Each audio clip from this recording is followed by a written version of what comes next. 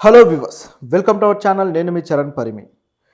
Nadendla మనోహర్కి class పీకిన Chandrababu గారు అని చెప్పేసి ప్రస్తుతానికి కొన్ని వెబ్సైట్లలోనూ అదేవిధంగా సోషల్ మీడియాలో కూడా విపరీతంగా వస్తుందన్నమాట వార్త. బాగా వైరల్ అవుతుంది. దీన్ని వైసీపీ శ్రేణులు ఇంకా ఎక్కువగా వైరల్ చేస్తున్నాయి. సో చూస్తూ ఉంటే కూటమి ప్రభుత్వానికి బీటలు వారుతుందా అని చెప్పేసి ఒక రకమైన ఇదైతే కనిపిస్తూ ఉంది అక్కడ.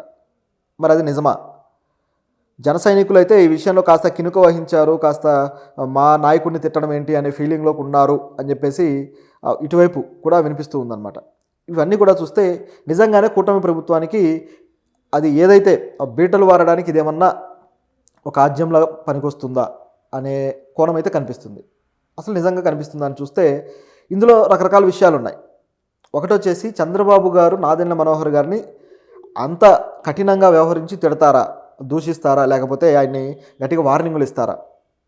ఒక వీడియో ఫుటేజ్ వైరల్ అవుతుందన్నమాట. ఈ విజయవాడలో వరద ముంపుకు గురైన ప్రాంతాల్లో ఆ సహాయక చర్యల్లో నాదెండ్ల మనోహర్ గారు కూడా పాల్గొన్నారు. సో ఆయన సహాయక చర్యలు అందిస్తూ ఉన్నారు. ఆయన ఆల్రెడీ ఏదైతే ఈ శాఖ పౌర సరఫరాల శాఖలో ఆయన ఉన్నారు కాబట్టి ఆయన అన్నీ కూడా అందే విధంగా ఆయన ప్రయత్నాలు అయితే ఆయన చేస్తున్నాడు నాదెండ్ల గారు. ఈ క్రమంలో చంద్రబాబు గారు కూడా అక్కడే ఉండి అక్కడ రకరకాల కార్యకలాపాలు చూసుకుంటూ ప్రజలతోటి మమేకమవుతూ వెళ్తున్నారు కాబట్టి ఈయన కూడా కలవడం జరిగింది.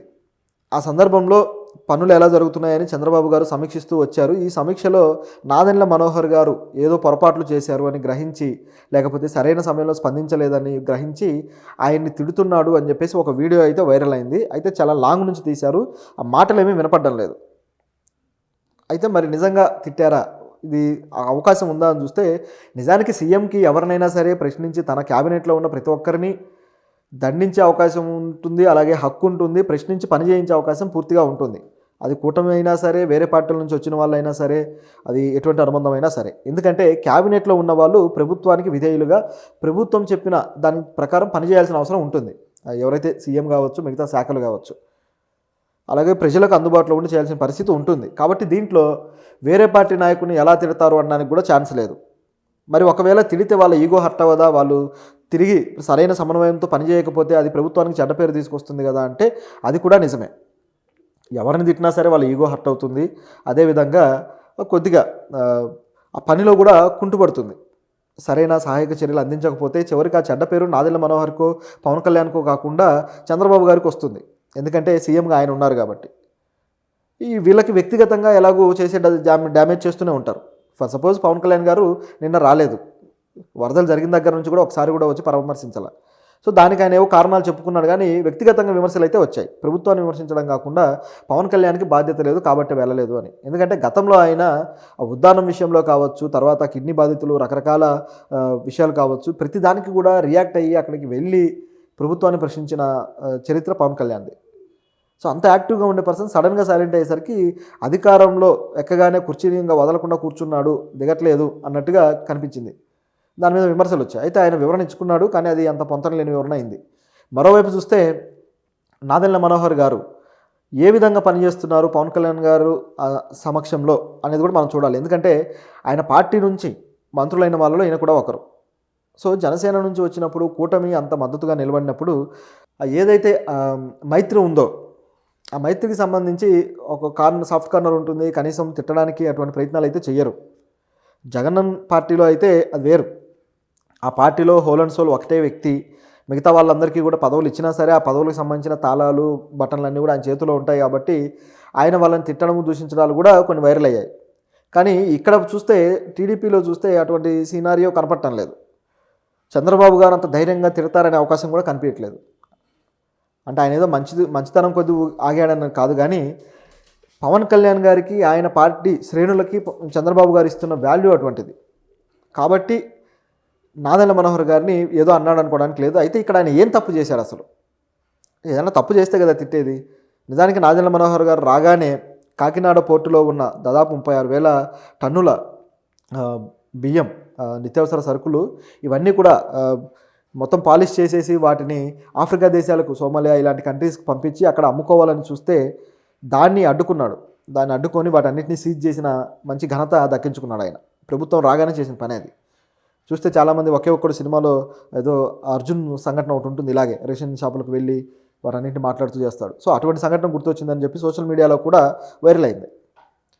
ఆ తర్వాత దానికి సంబంధించి ఎవరైతే కీలక నాయకుడు ఉన్నాడో కాకినాడ నాయకుడే ఈ విధంగా చేస్తున్నాడని గుర్తించి ఆయన మీద కూడా అనేక విమర్శలు అయితే వచ్చాయి. సో ఆ విధంగా నాదెండ్ల మనోహర్ అయితే యాక్టివ్గా పనిచేసుకుంటూ వెళ్తున్నారు. కానీ ఆ వీడియోలో నిజానికి ఏ మాటలు వినపడడం లేదు.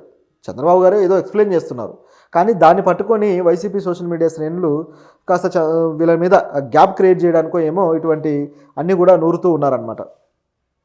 అంటే ఇలా చేయడం వల్ల జనసేన అభిమానులు హర్ట్ అయ్యి సోషల్ మీడియాలో దీన్ని వైరల్ చేస్తారు, చంద్రబాబు గారికి, టీడీపీ ప్రభుత్వానికి, అదేవిధంగా కూటమికి, జనసేనకి మధ్య ఒక గ్యాప్ వచ్చేస్తుంది అనే ఆశతోటి దీన్ని రుద్దుతూ ఉన్నట్టుగా కనిపిస్తుంది. సోషల్ మీడియాలో ఇలాంటి ముఖ్యంగా ఈ ఐటీ సెల్స్ ఏవైతే ఉన్నాయో, టీడీపీ ఐటీ సెల్ కావచ్చు, అలాగే వైసీపీది కావచ్చు, ఏదైనా సరే ఈ పార్టీల ఐటీ సెల్స్ చేస్తున్న అత్యంత పనికిమాలిన పని ఏంటయ్యా అంటే దుర్మార్గమైన ప్రాపగండా కూడా చేస్తారు కొంతవరకు. అంటే చేయని పని చేశామని చెప్పుకొని ఘనతలు డప్పు కొట్టుకోవడం అదంతా ఓకే, జనాలకు ఏ సమస్య లేదు. కానీ ఇటువంటివి అంటే నెగిటివ్ విషయాల్లో ప్రాపగండా అనేది చాలా ప్రమాదకరంగా మారిపోతుంది. అది తర్వాత ఎటు దారి తీస్తుందో తెలియదు. నిజానికి దీనికి ఆద్యులు అంటే కేంద్ర ప్రభుత్వం నుంచి కూడా ఏవైతే సెంట్రల్ జాతీయ స్థాయి పార్టీలు ఉన్నాయో అప్పటి నుంచి కూడా ఒక ఆద్యులుగా నిలిచి ఇప్పుడు రాష్ట్ర స్థాయి పార్టీలకి ఈ ఐటీ సెల్స్ని ఎలా ఉపయోగించుకోవాలో ఒక రకంగా నేర్పించాయన్నమాట. కాబట్టే ఇటువంటి సోషల్ మీడియాలో అన్నెసెసరీగా వైరల్ అవుతూ వస్తుంటాయి. అంతే తప్ప దీంట్లో ఎటువంటి తిట్టడాలు లేకపోతే ఆయన్ని కొద్దిగా దూషించడాలు ఎటువంటివి లేవు. వాళ్ళ పని వాళ్ళు చేసుకుంటూ వెళ్తున్నారు. నిజం చెప్పాలంటే పవన్ కళ్యాణ్ గారి మీద ఎప్పుడు అవకాశం దొరికితే అప్పుడు చంద్రబాబు గారు పొగుడుతూ ఉన్నారు కూడా. అసెంబ్లీలో చూసాం 3-4 సందర్భాల్లో పవన్ కళ్యాణ్ గారిని పొగిడారు. సినిమాల్లో అయితే ఆయన రిలాక్స్గా పడుకుంటారేమో కానీ అదే రాజకీయాల్లో అయితే అలా ఉండడు, ఎగిరి తంతాడన్నట్టుగా ఏదో వ్యాఖ్యానించారు. సో ఇట్లా పవన్ కళ్యాణ్ గారిని ఆయన శ్రేణుల్ని పొగడ్డానికి చంద్రబాబు గారు ప్రయారిటీ ఇస్తున్నారు తప్పితే వాళ్ళ నెగిటివ్స్ చూపించడానికి ఏమాత్రం ప్రయారిటీ ఇవ్వట్లేదు. ఇదే విధంగా పవన్ కళ్యాణ్ గారు ఇప్పుడు వచ్చి ఆయన ఎవరైతే ఆ ప్రజలు ఉన్నారో ఆ ముంపుకు గురైన వాళ్ళు, సో వాళ్ళ దగ్గరికి రాకపోయినా సరే చంద్రబాబు గారు ఎటువంటి వ్యాఖ్య చేసిన దాఖలా లేదు ఇప్పటిదాకా. కనీసం పవన్ కళ్యాణ్ రావాలి అని కూడా అనలేదు. అంటే వాళ్ళు కలిసే ఒక నిర్ణయంతో పనిచేసుకుంటూ వెళ్తున్నారు. ఒకరు వచ్చేసి ఆఫీసులో ఉండాలి, ఒకరు వచ్చేసి రోడ్డు మీద ఉండాలి అన్నట్టుగా ఏదో జరుగుతుంది మొత్తానికి. సో ఇది ఇందులో ఉన్న విషయం.